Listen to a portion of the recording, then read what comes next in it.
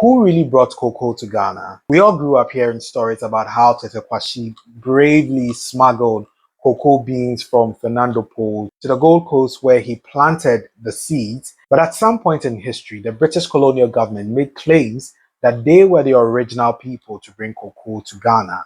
The Basel missionaries as well have similar stories about how cocoa eventually got into the country. Tete Kwashi's journey begins somewhere in the 1870s, where as a blacksmith, he is looking to see what else is out there for him in the world. So he takes a journey from the Gold Coast, traveling all the way to Fernando Po. 6 years later, he manages to smuggle a few seeds of the cocoa tree and travels back to the Gold Coast. There are some stories that suggest that he smuggled the seeds in his pockets.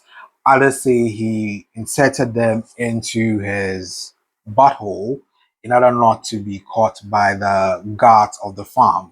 So anyways, he manages to get back to his hometown in the eastern region where he plants the seed and it becomes a very successful venture for him. There are some historical records that suggest that in 1815, the Dutch missionaries planted cocoa trees along the coastal areas, while in 1857, the Basel missionaries planted cocoa trees at Ebri. A colonial judge at that time, Sir Bradford Griffith, claimed that his father in 1880 was the first person to introduce cocoa to the Gold Coast. Now, he claimed that his father deserved the credit because it was his father, who was then the governor of the Gold Coast, who requested for cocoa pods to be brought from Sao Tome and Principe. These cocoa pods were planted at the Ebri Botanical Gardens, and from there it spread to other parts of the country. Another thing for history, and you would love to read more about history before the colonial era, I would like to recommend The Usurper's Dream.